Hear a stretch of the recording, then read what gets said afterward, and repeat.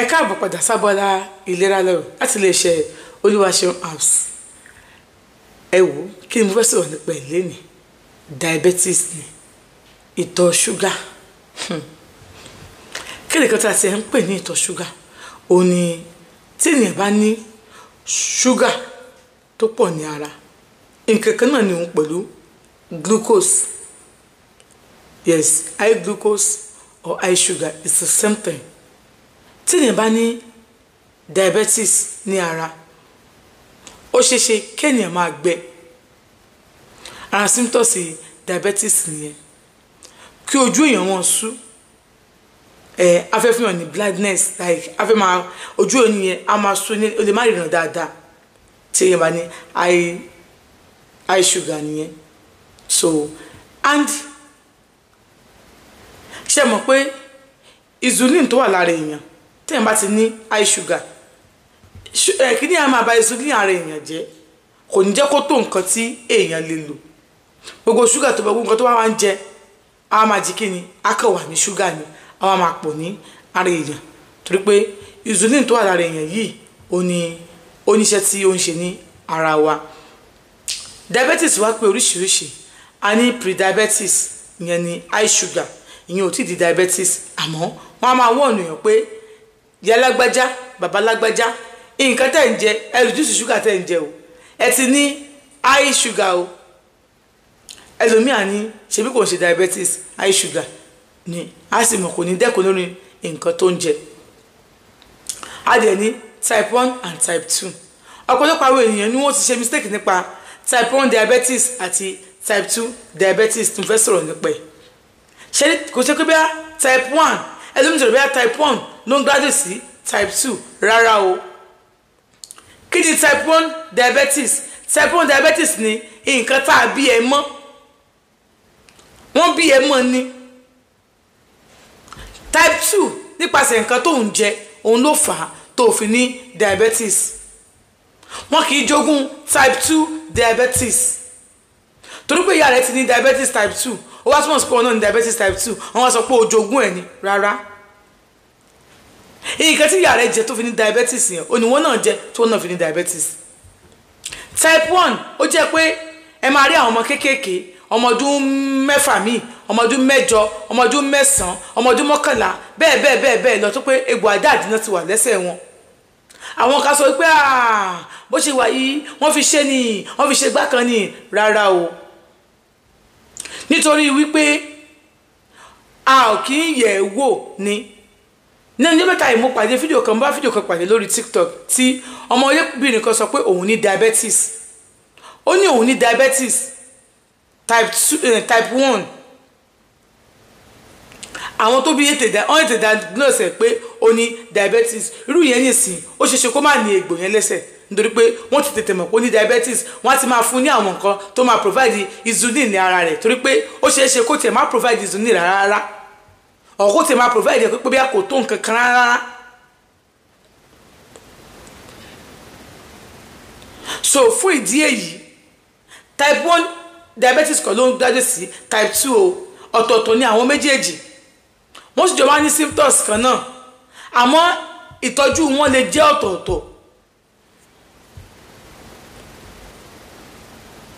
Lọ́pọ̀ ìgbà nǹkan tó lò fún type 2 wọ́n lè fún type 1 kó má ṣiṣẹ́, nítorí pé nǹkan ọ̀tọ̀ọ̀tọ̀ ló fa àwọn méjèèjì.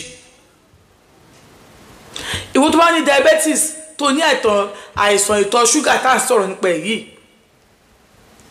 kí làwọn symptoms tí wàá máa rí? Ó ṣeéṣe kó máa rù, kó máa fẹ́ ní blindness, orí lè máa fọwọ́ náà, bẹ́ẹ̀ ni kórí máa fẹ́ wá ní mẹ́sàn-án mẹ́wàá, ó ṣeéṣe kórí máa fọwọ́ náà. Tó bá ti wá pẹ́ jù, ó ṣeéṣe kó rí egbò kó má jiná, nítorí pé nǹkan tó mú kí egbò máa tètè jiná ó ti ṣe kí ni, ó ti ní àkóbá ní àgọ́ ara rẹ̀. Ẹ máa rí àwọn míì àárọ̀ wọ́n máa mu ewúro, ọ̀sán wọ́n máa mu ewúro, alẹ́ wọ́n máa mu ewúro, àmọ́ wọ́n yọ mu bíà. Tó bá jẹun Pepsi ni wọ́n á fi jẹ. wọ́n ra ráìsì wọ́n rẹ̀ rán sí pọ̀nmọ́ pepsi ìgò pepsi kan bí wọ́n ṣe máa jẹ́ nìyẹn tó bá dọ̀sán bí wọ́n á ṣe jẹ́ nìyẹn pẹ̀lú pepsi ni tó bá dalẹ̀ wọ́n á ṣe wà lọ gúnlẹ̀ sílé bíà dádì mọ́mì brothers sisters kí lẹ fi ń ṣeré yẹn àìsàn ìtọ̀ ṣúgà òun lẹ fi ń ṣeré yẹn.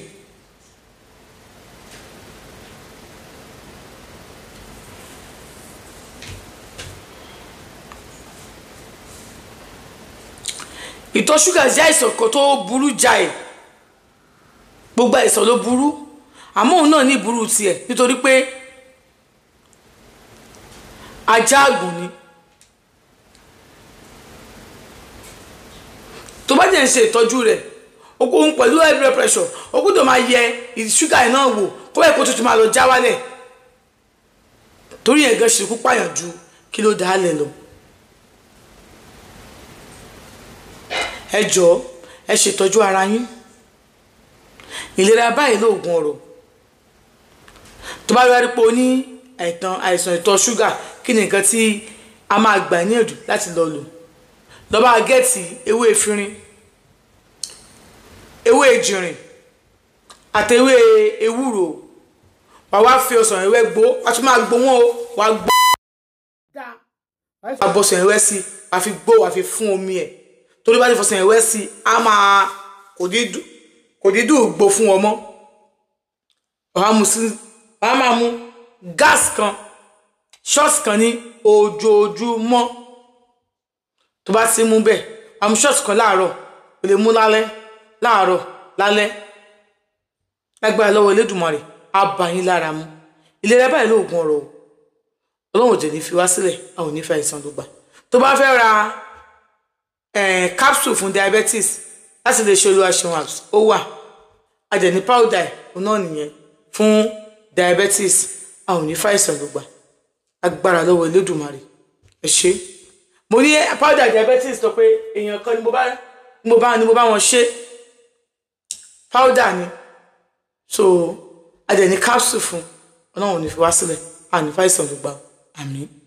ó wá nílò àgbo láti lè ṣe Olúwaṣeun apps nọ́mbà wọn rèé 07038010978 lẹ́ẹ̀kan sí 07038010978 a ò ní fàìsàn ló gbà àmín o.